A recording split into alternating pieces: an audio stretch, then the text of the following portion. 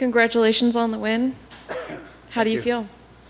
I feel good. It's a lot better sitting here talking to you, find people on a win than a loss, so that's good. So going into a fight coming off a loss, is there that extra pressure where you have to perform, not just win, but you have to really show something special? That's my third fight in a row as a win, so that's good. But, even in my losses, I've proven that I'm going to get in your face and fight you till the end. I'm a guy that'll go out on my shield. I'm going to put you out on your shield. Wins are wins. I'd rather not win by UD, but that extra check is always nice. Was there anything that surprised you about your opponent? No, everything we worked on. Coach Tom's pretty diligent when it comes to film and what we're expecting, and Coach JJ and Arlene. Guy's a good kick, a good karate stance, fast in and out of the pocket, good hard kicks. I think he wrapped a kick around the side of my head that I was surprised didn't ring my bell a little bit more. But third round, he caught me with a hard shot, and I had to go on autopilot and find my way through the cobwebs and get my nose to stop bleeding or whatever. But all in all, my coaches did a great job of studying tape on this. We had a real fast turnaround from the Danny Roberts fight.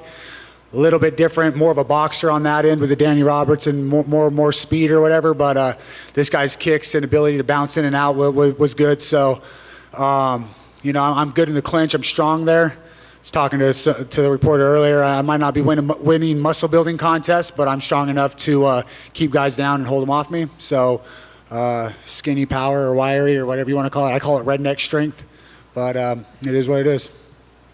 Do you prefer going quick between fights, or do you like a little bit more time to relax and enjoy life?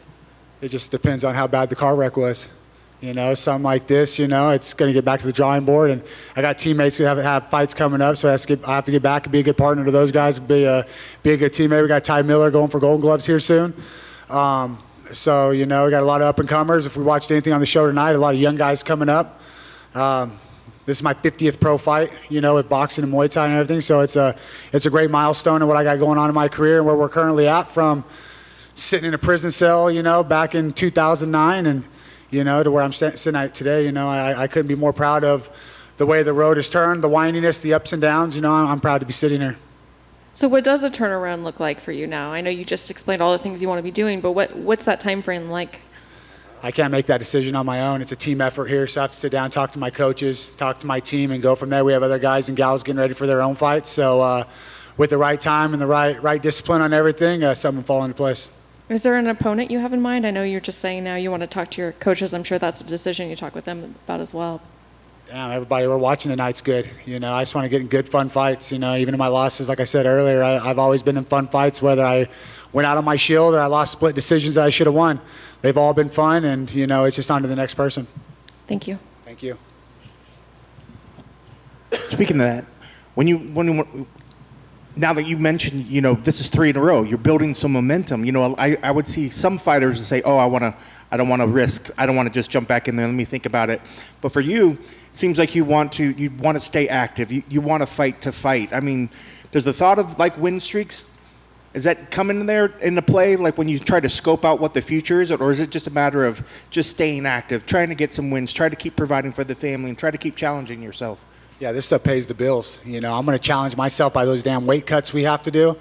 If my body can't hold up and it's telling me, hey, it's time to shut things down, I'll listen to my body. I'm the new varsity head coach of the Moriarty Wrestling program, so I got all my ducks in a row going to the next avenue. But right now, fighting is what I do. It's the way I pay my bills. As long as my body allows it, I'll keep getting into fist fights. And like I said, I'm a realist on those things. I'm not going to push it past longer than my body's going to allow me to do it. But right now, I got into a fun fight tonight. I made the weight easily, and it's my 50th fight. So we'll just keep pushing forward. Yeah, and speaking with that, I think that's an incredible milestone. I think a lot of people can look at it and just be like, how the heck does he keep doing it, So if somebody asks you, what is the key to how you've been able to maintain yourself and have this longevity in the sport, what sort of things would you say played into the factor of how you're able to keep doing it? Nutrition and hydration. The sports science has shot through the roof in the last 20 years, so how to maintain the body in tune, and massages and cryotherapy and ice baths and all the 9 yards. You want to make sure you take care of your machine, just like tuning your car, change the oil and antifreeze in your car. You do that to your body too. You take care of yourself. I can chalk it down to my mother, too. She's crazier and meaner than hell, so a lot of head movement from me when I was younger. Just kidding, Mom, I love you. But, I was brought up as a fighter and a competitor. I walked into Tom and Arlene's Vaughn's gym when I was a young 17-year-old kid, and I was scrappy, and I knew I had it then. I just had to stop kicking down my own sandcastle to get to where I am today. I think there was points in the fight, the commentary was even sort of saying that it seemed like they thought Dalby was tiring out, but then you would see these flurries where he would just sort of rush forward. Did you ever feel his power sort of waning or his energy waning in there?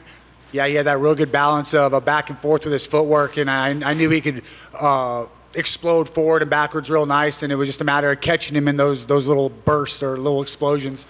But if you're in that cage, you're an athlete and you're in shape. And I've had those fights where I'm dominating and beating the guys up, and I've ran in stupid trying to get a finish and got caught with something. So tonight it was paying attention to that and not getting overzealous.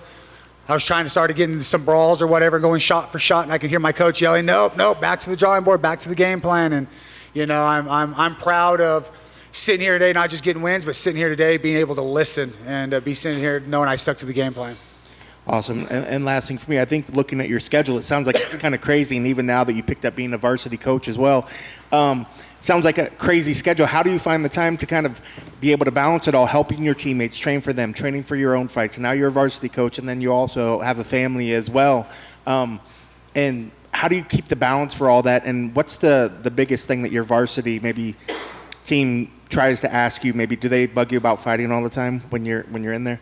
No, the kids are great kids. I think if it did anything for me as a coach and what those kids had to go through in New Mexico, we've been locked down from COVID. We're barely going to reopen July 1st. So watching the kids have to wrestle in mass and their graduation and everything's right on top of each other, plus their season, their determination and their grit and their hard work, man, just motivated me for my own weight cuts and stuff. And a boring schedule, idle hands of the devil's playground, I could say that for a fact. So knowing that I got my kids to take care of, I got people looking up to me, bills I got to pay, it makes life easy and it makes life worth living. So I love the challenges. I love the adversity that comes from it. Even the tough, hard-nosed parents that you got to argue with and bicker with, I love everything that comes with it, So to my people back at home and to the kids back in a small town, we don't have to be stuck anywhere. We can choose to be where we want to be and get after it, work hard, and keep doing what you're doing. It was a great performance. Congrats on the win. Thank you. Good. Awesome. Thank you, guys and gals.